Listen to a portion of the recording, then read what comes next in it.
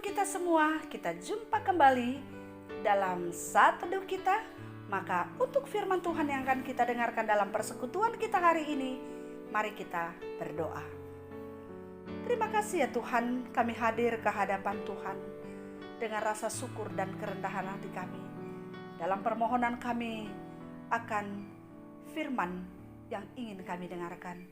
Karena kami merasakan bagaimana arti firman Tuhan dalam kehidupan kami. Oleh karena itu ya Tuhan, pakai hamba-Mu untuk menyampaikan kehendak Tuhan. Sehingga apapun yang Dia ucapkan, apapun yang kami dengarkan pada saat ini adalah suara hati Tuhan. Terima kasih ya Tuhan, di dalam nama Yesus kami berdoa. Amin. Saudaraku yang dikasihi oleh Tuhan, firman Tuhan yang akan kita dengarkan hari ini terambil dari kitab Yosua pasal 6 ayat yang ke-20, demikian bunyinya. Lalu bersoraklah bangsa itu, sedang sangkakala ditiup. Segera sesudah bangsa itu mendengar bunyi sangkakala, bersoraklah mereka dengan sorak yang nyaring. Maka runtuhlah tembok itu, lalu mereka memanjat masuk ke dalam kota, masing-masing langsung ke depan dan merebut kota itu. Saudaraku yang dikasihi oleh Tuhan, firman Tuhan hari ini menyatakan bagaimana indahnya, bagaimana bahagianya, dan bagaimana beruntungnya kita menjadi orang percaya kepada Tuhan, menjadi orang Kristen, menjadi orang yang beriman kepada Tuhan. Oleh karena itu, jangan pernah menyesal menjadi orang Kristen, tapi bersyukurlah. Bersyukurlah, syukurilah karena kita menjadi orang Kristen, menjadi orang yang percaya kepada Tuhan. Karena Tuhan sendiri yang mengangkat kita, memanggil kita untuk menjadi orang yang percaya kepadanya. Saudaraku yang dikasihi oleh Tuhan, dengan mengingat bagaimana peristiwa masuknya bangsa Israel ke kota Jeriko dan menguasainya, yang mana kota Jeriko yang begitu kuat dengan bentengnya. Kita melihat bagaimana caranya, bagaimana situasinya, sehingga bangsa Israel bisa masuk ke kota itu. Kota yang begitu kuat dengan bentengnya. Apa yang dilakukan oleh bangsa Israel? Yang pertama, bangsa Israel mengelilingi kota itu. Pada hari yang ke-7 dia mengelilinginya 7 kali. Yang kedua, apa yang dia lakukan? Sebagian dari mereka adalah meniup trompet. Dan sebagian lagi di antara mereka bernyanyi, bersorak-sorai dengan suara yang nyaring. 3 hal ini yang mereka lakukan.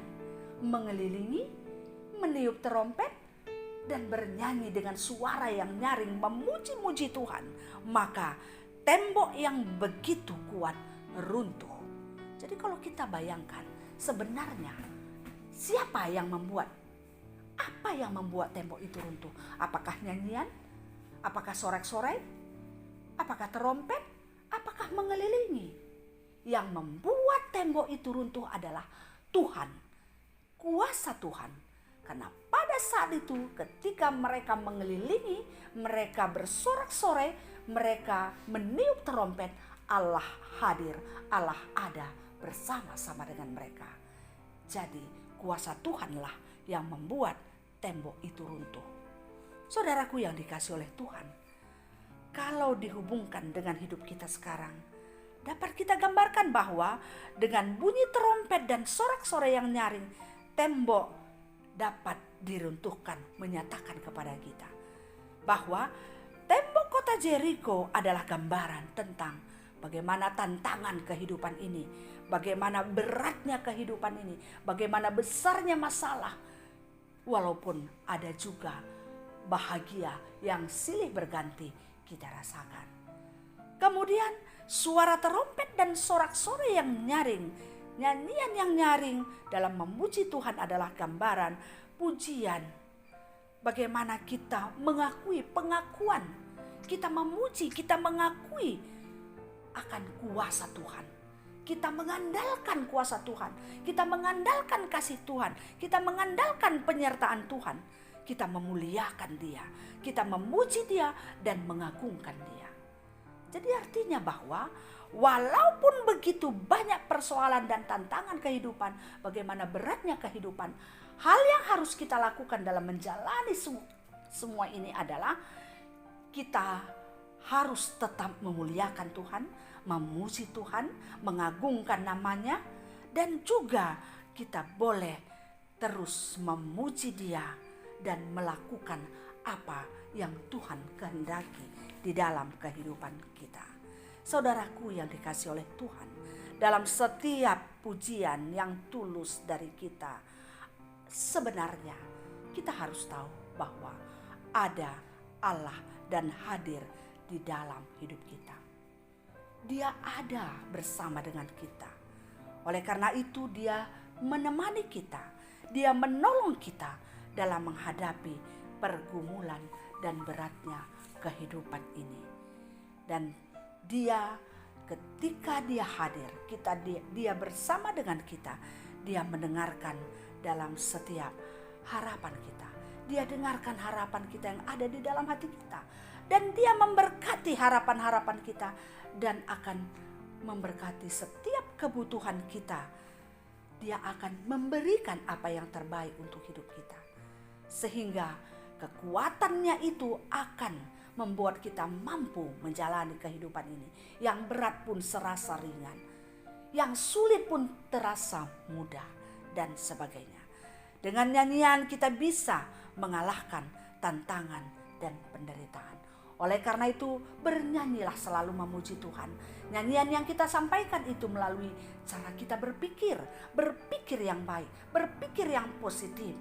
Cara kita berbicara, kata-kata kita membangun kehidupan ini, membangun kehidupan orang lain, dan memberikan kata-kata berkat yang menyenangkan bagi orang lain.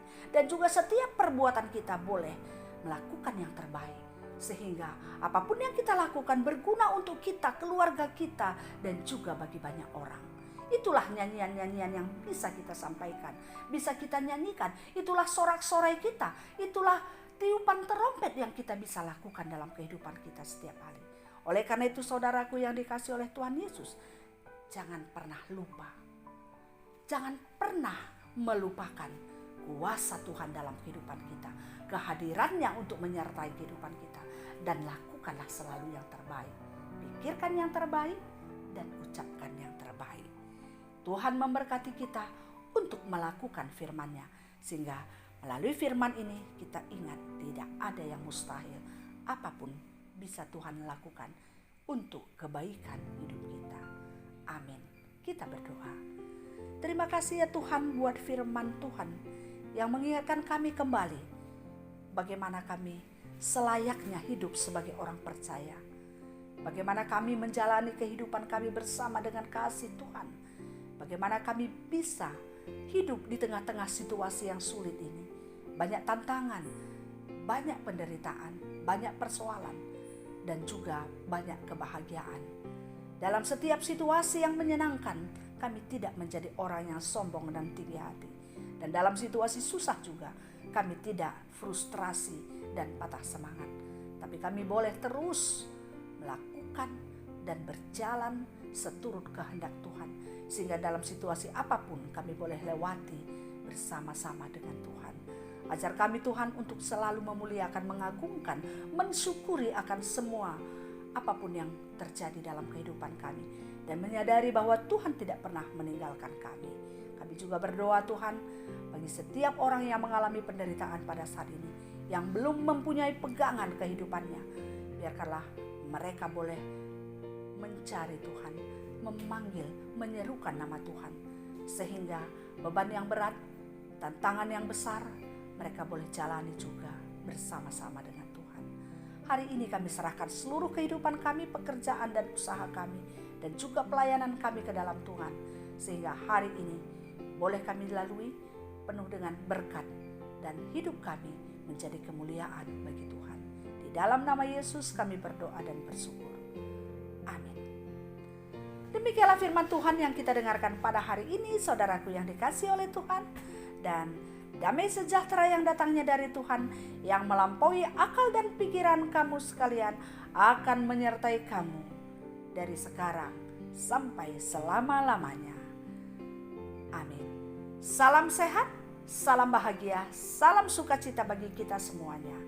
Terima kasih.